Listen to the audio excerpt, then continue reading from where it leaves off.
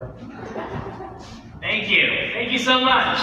Alright, it's good to be here tonight. Yes, sir. Man, what a night. We actually had a 12-year-old comedian come up here getting heckled by his big sister. Now I've seen everything. Makes one of us. Alright. Alright. So, I just finished my recent online class. I'm taking online seminary classes, and I passed it with a C. Yeah! Come on, give it up for that! Yeah! Give it up for you guys! Yeah! Yeah! I'm on my way to becoming a priest. Yeah! I'll be molesting little boys in no time. I gotta stop doing jokes like that because I'm just one perverted joke I'm one perverted joke away from Chris Hansen walking through that door and saying, "Hello. Why don't you have a seat right over there, please?" No, I've seen your show plenty of times to know what happens. I'm not sticking around for it. I'm out the door. Yeah, absolutely. So anyway. He's not going to molest you. Anyway, so Chris Hansen will try and warn me. Sir, I wouldn't do that if I were you, sir. I would strongly advise you not to do that. Sir, sir, sir. 2 seconds after I run out that door, this is what's going to happen. Get on the ground! Get on the ground right now! Get your ass on your back! Don't you dare fight! May or may not get tased. Don't you dare fight! You want me to tase you? I paid your tab. Be quiet. That sounds pretty kinky. I might like that. Absolutely. Yeah, so just so that we're clear, I'm not a member of the Catholic Church, I'm a member of the Episcopal Church, you know. We have married priests, we have women priests, we have gay priests, we have transgender priests, so it ain't gonna be too much longer before we have AI priests. Oh gosh, no. I've seen enough of those sci-fi movies to know exactly what's gonna happen if that ever happens. Do I need to explain? 2001: A Space Odyssey, Terminator. iRobot. Yep, iRobot. Star Wars. I take it that you're not a fan of Star Wars. I got it on my body, Really? man. I'm the biggest Star Wars fan. Oh, cool. Physically. So, why are you wearing a Curly shirt instead of a Darth Vader shirt? Because Curly is a Sith Lord as well, too. When he's going, whoop, then he's Curly chanting is the dark way side. too dumb to be a Sith Lord. So is Anakin Skywalker, man. Anakin Skywalker killed his hot wife. He's an idiot. Oh my gosh, this is going to be a very interesting night for me because I'm going to be heckled by a drunk lesbian. This is going to be fun. So, you know, getting back to one of my previous jokes, you know, there was a time in my life I actually wanted to be a cop. No, not one of those racist cops that pulls over a random black person for a random reason, you know. Shut the fuck up. Give me an idea how fast you were going there, boy. Sir, I was going 30 miles an hour in a 40-mile-per-hour zone. Oh, the attitude. No, I did not want to be one of those cops. No, I wanted to be one of those cops that we see in the action movies. You know, Die Hard, Beverly Hills Cop, and Rush Hour. Do you understand the words that come out of my mouth? Yeah, I always wanted to be one of those superhero cops. I always went above and beyond to enforce the laws, so. You're just now figuring this out with good friends? I'm actually going to cut that joke short because I know that I only got so little time on stage, and I keep getting heckled by the drunk lesbian, so with that being said, I'm just going to get right to what you guys came for tonight. So, with that being said, you guys know that I'm a ventriloquist, and I'm always looking for the best puppets to perform with me on stage. So that's what we're going to do tonight. We're going to have what I like to call a puppet audition. So I'm going to bring out my little friend. He's going to tell a couple of jokes, and you guys are going to be the judges. You guys are ultimately going to decide whether or not he has a place in my show. So with that being said, give me a few minutes to get my friend up.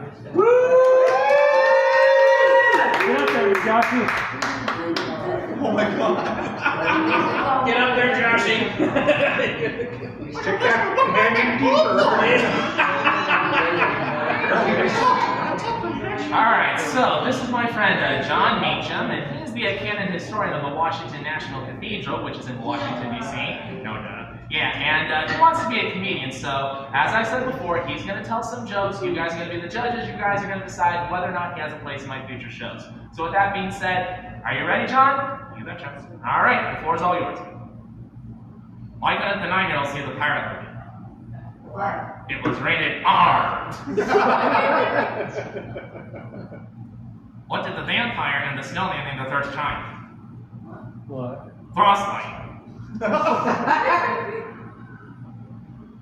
How many psychiatrists does it take to change a light bulb? One, but the light bulb has to really want to change.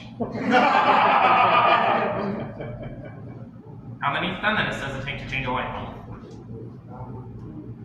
Don't even go there.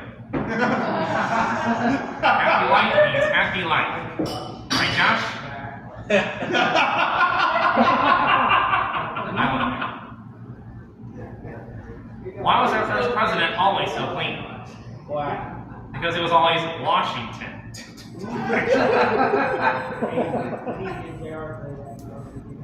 Who is the worst person in the world? No, my mother-in-law.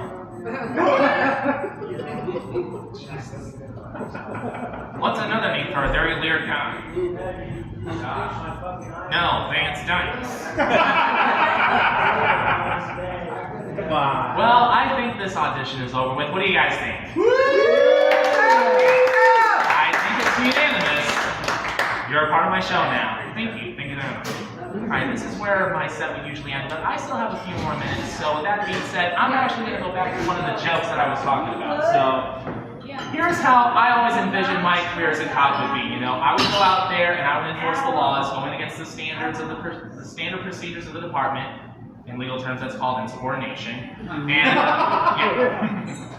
So I would come back to the department, and here comes my partner out of nowhere who has this weird habit of saying the same thing twice. You know, the captain's looking for you, he's really mad. You know what he said? You know what he said? He said this is your worst screw up ever. Personally, I don't think that's true. I look into the captain's office and I see that he's not in. I think to myself, I can make a clean getaway, and that's what I try and do. The problem is my partner won't leave me alone. Where are you going? Well, I'm gonna get my stuff, I'm gonna get the heck out. No, big mistake, big mistake. You want my advice? You want my advice? Dude, no, leave me alone. You won't leave me alone. I'm not telling you what to do, I'm not telling you what to do, but you know what I would do? You know what I would do? At this point, I just ignore him. And I just go to my locker and I try and get my stuff. But before I collect my stuff and get out of there, I hear the booming voice of doom behind me. Is that Dykes in there? I don't know how he always does it, but he always finds me. And here he comes, my boss, the captain of homicide himself, is power walking towards me, and he's got this angry look on his face that looks like he's about ready to swallow his own mouth. And I try and play it off. I'm like, hey boss, how you doing? He's not having anything. You gotta tell me when the heck you go off going undercover authorization. What the heck is this all about? You want to play some stupid cowboy cop nonsense? Go do it in somebody else's precinct. Don't you want to hear my side of the story? What's your side of the story? Well, that's my side of the story. Let's hear your side of the story.